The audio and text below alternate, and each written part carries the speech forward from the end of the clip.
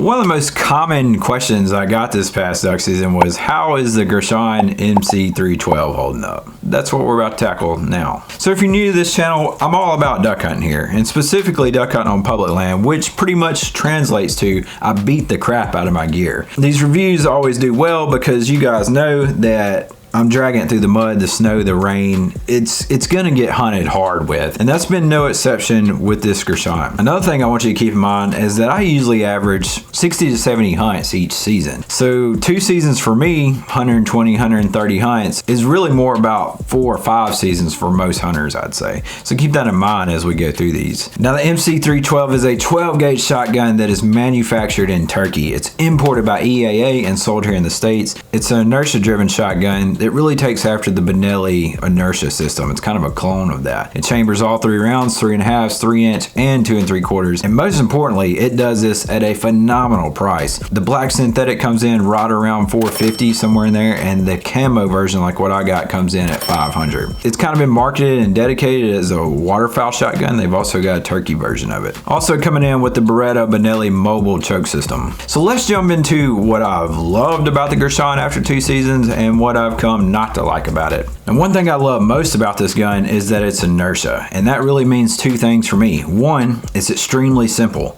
When you break this gun down, there's not that many parts to it, which I really like. I've had gas operated guns, other guns, and they got 15 different parts, especially when I'm field stripping a gun. I like it to be simple. The Girsan MC312 is about as simple as you can get it. I would say it's got about the fewest parts possible. The second thing that's great about inertia is it's reliable. When the inertia system's working properly, it is much more reliable than gas, in my opinion, especially in freeze conditions and stuff like that. And another thing I liked about it is I just shot really well with it.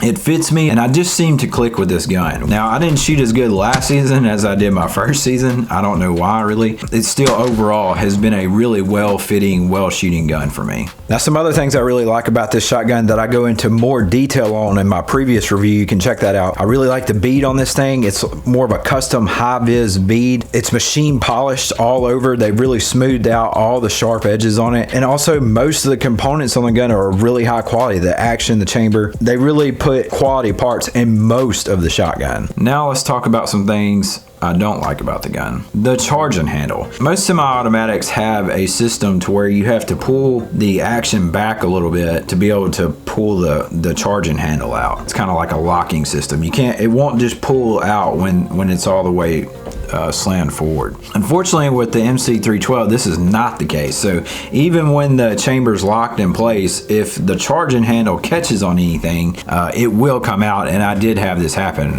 One hunt this past season, I guess I caught it on the sled or something, but it took me about an hour to find it, which is highly annoying. There's a fine line there because you don't want it to come out too easy or you'll lose it, like I about had happen, but you also don't want it to be extremely hard to get out when you're trying to clean the thing. So if you get the MC312, be on guard about that. Rust. Now if you go back and watch my first video, I was already talking about after 1 season that the inside of the choke threads in the barrel was starting to collect rust. It wasn't bad, but after just 1 season it was a little concerning. Now thankfully that hasn't really progressed, but about halfway through last season my action was starting to get a little sticky, and I was noticing when I was taking my bolt carrier out that the rod was starting to get rust on the end, and I knew that this was a bad sign. This was the same road I went down with my last gun, the Beretta A300 Outlander. So this off season I broke into the buttstock to check the recoil spring and tube, and sure enough it was just eat up with rust. Now to get into the recoil spring and tube on the Girsan is just like my Beretta A300. A lot of other semis out there, they put an adhesive like Loctite on the threads, and so to get that off you got to apply some form of heat. Now a torch would work great for this, but I don't have one, so I just had to put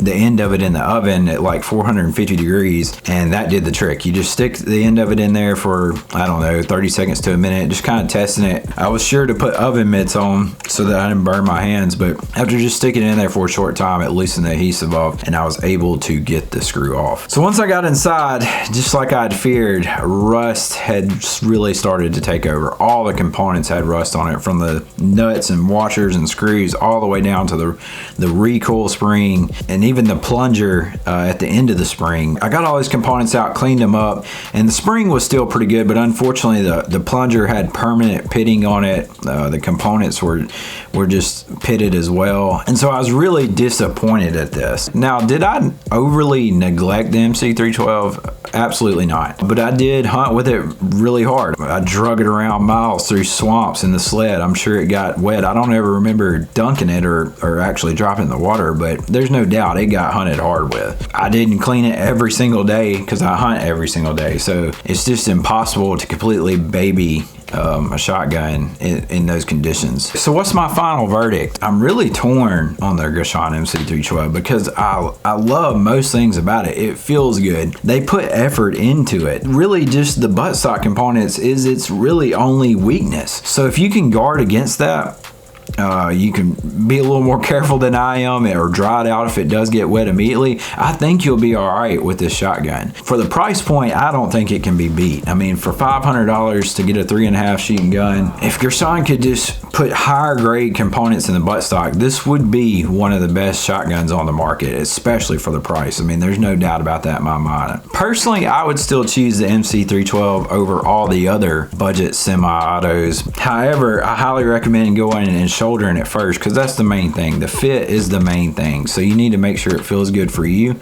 And if you don't know what the right fit is, look that up. There's plenty of videos online to help you. If this thing fits you good, it's going to be a little workhorse as long as you can keep that buttstock dry. So since I've done a review video on the MC312 and used it in my duck hunt videos, I get a lot of feedback from people who have bought the gun. Some have bought on my recommendation, so I've gotten the good and the bad. And if you're interested in some of these comments, you can go back to my first video and look through the comment section. The overwhelming majority, I'd say 98%, has all been good experiences with the shotgun, which is really good. I mean, any product is gonna have a certain percentage of failures, or a certain percentage of bad product, and that's with any company in the world. The key is, does the company have as few mistakes as possible, and do they take care of those mistakes when, you know, a customer has to warranty their shotgun? And from all accounts I've heard, the customer service has been good for everybody that I've talked to.